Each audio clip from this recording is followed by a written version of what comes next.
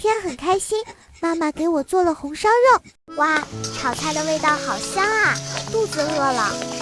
是啊，苗苗，我到了，记得写完作业来我家玩。好的，再见大头。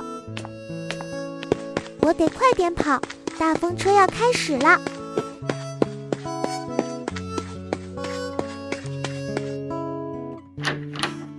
爸爸，我放学了，我妈呢？你妈在厨房做菜呢。好香啊，妈妈！有红烧肉，快去洗手吃饭。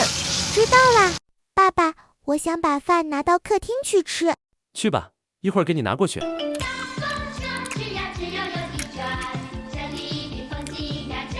苗苗，吃完抓紧去做作业。知道啦，妈妈。